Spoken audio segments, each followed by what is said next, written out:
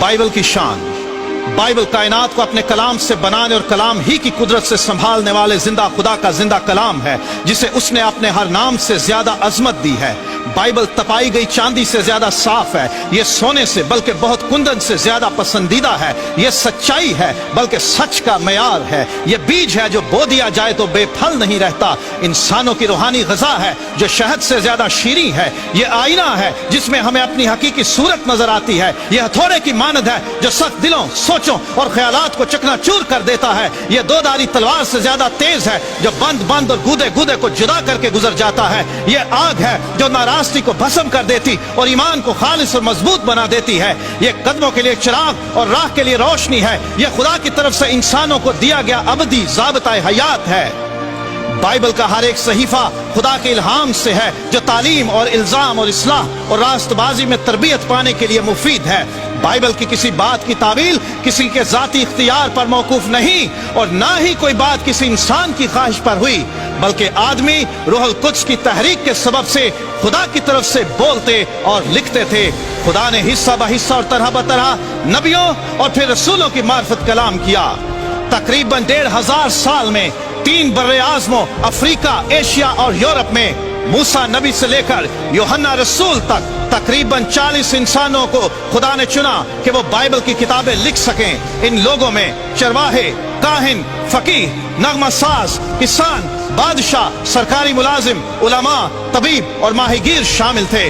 उनके जमाने अलग, हालात अलग और मकामात भी अलग अलग थे, तो भी बाइबल की तमाम किताबों में एक ही मरकजी मजमून का पाया जाना और इसमें किसी भी तरह के अंदरूनी तजाद या इख्तलाफ का ना पाया जाना यह जाहिर करता है कि बाइबल खुदाए वाहिद का शाहकार है। बाइबल की हजारों नबूवतें तारीख में लफ्ज ब लफ्ज पूरी हो चुकी हैं और अब भी यह सिलसिला जारी है, जो इस बात का सबूत है कि यह कलाम ऐसी हस्ती का है जो इंसानों समेत तमाम कायनात के माजी, हाल और मुस्तकबिल से ना सिर्फ वाकिफ है बल्कि उस पर इख्तियार रखती है।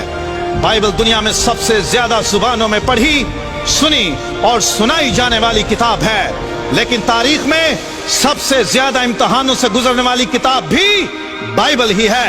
हर दौर में कलाम खुदा की मुखालिफ कुव्वतों ने तारीखी, जुग्राफियाई, अदबी और सकाफती समेत तमाम दस्तयाब अलूम इस्तेमाल करते हुए इस किताब की सच्चाइयां झुठलाने, इसका इख्तियार खत्म करने और इसकी तासीर मिटाने की बेहद कोशिशें की, लेकिन यह किताब हर इम्तिहान में खरी साबित हुई।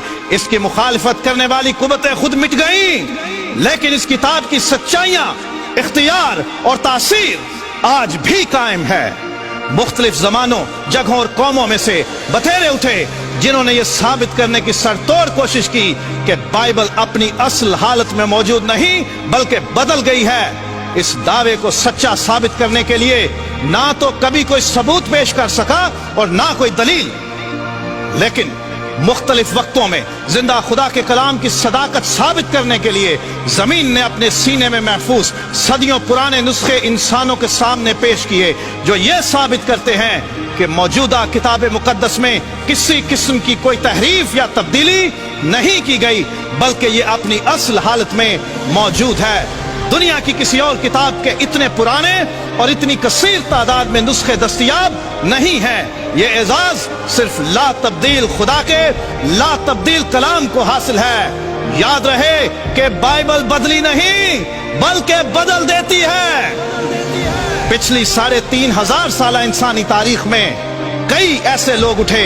जिन्होंने अपने इख्तियार, ताकत और वसाइल का इस्तेमाल करते हुए कलाम खुदा को सफ़ाए हस्ती से मिटा देने की कोशिश की और इस कलाम पर ईमान रखने वालों और इसकी मुनादी करने वालों को घायल किया, मारा, जिंदा जलाया, खूंखार दरिंदों के सामने डाला, जलते हुए तेल में डाला, जानवरों की खालों में सिया, सूलियों पर चढ़ाया और यह भी दावा कर दिया कि हमने बाइबल का वजूद इस दुनिया से खत्म कर दिया है।